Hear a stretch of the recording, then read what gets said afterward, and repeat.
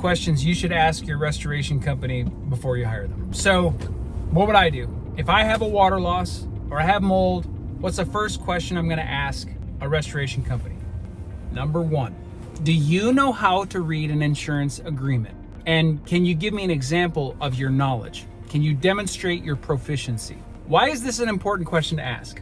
Well, even though you do not know how to read an insurance agreement, I will just about guarantee that's true.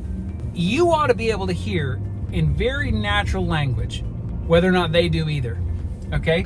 If their thing is about just rifling through claims and they're going to help you file it, they're going to do the documentation, but they're not really an expert in insurance, you're gambling with that company. Here's why you're gambling.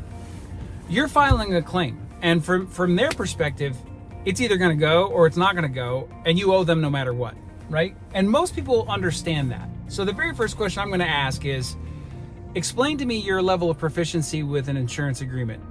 Tell me how you understand this claim to work. Why do you think it's likely that we will prevail or not? If they don't want to answer that question, run. Run, Forrest, run.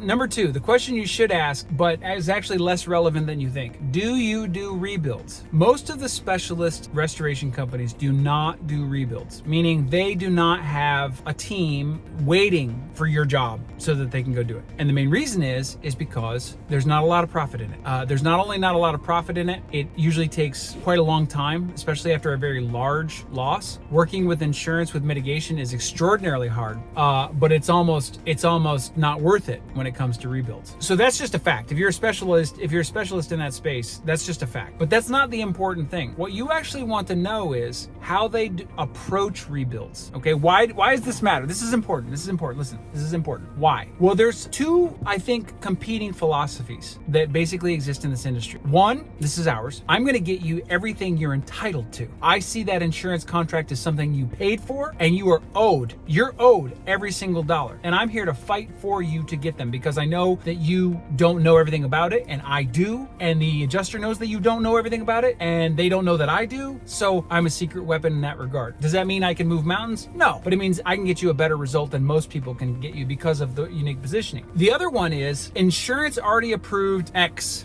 so your value has to fit inside of that. Okay, well, I don't look at it that way, but a lot of people do, because they look at insurance as the gods of the industry. They just say the adjuster is the god of the industry. So if the insurance adjuster says $10,000, I guess it's $10,000. Well, there's so many things that doesn't address or deal with.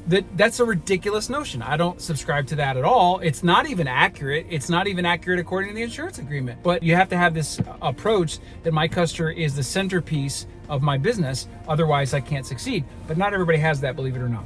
I think the third and most important thing to ask, what is your number one goal in this project? Now, here's a range of answers I think you're gonna get to get you taken care of. Cool, what does that mean? What is it, if I was taken care of, what would it mean? Well, we're gonna dry you out, we're gonna take care of your house, we're gonna, make sure you feel good, we're gonna help you with insurance. Like, you get a range of answers. But that open-ended question is gonna give you an advantage, because what you want to hear as a homeowner is that they really have a dialed-in process for dealing with insurance. Caveat. This is an insider. This is, of all the things that are a secret, the trick, the thing you actually want to know, the insider baseball, listen up, boys and girls, this is it. If somebody says that they will deal with insurance for you, run. I don't have the ability or the time to go into why in this video, but I will assure you that my method is to do this. I involve you in everything. Our tagline is transparency built in. Why? Because it's really hard to lie about what's going on if you show everybody all of the evidence. If the adjuster has to explain to you why they're making the choices that they're making, it necessarily dictates that they're going to have to explain their choices to you, the one who has all the power in the relationship. So my job is not to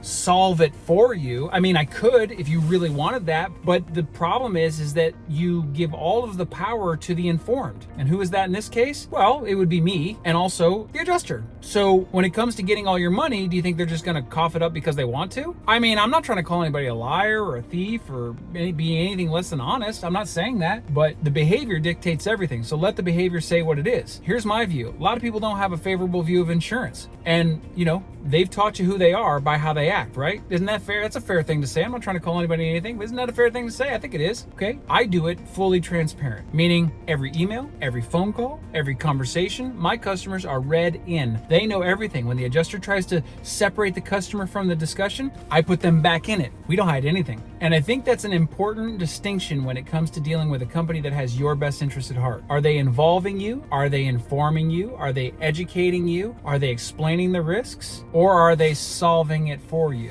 That's the way we do it. Hey, take care of yourself.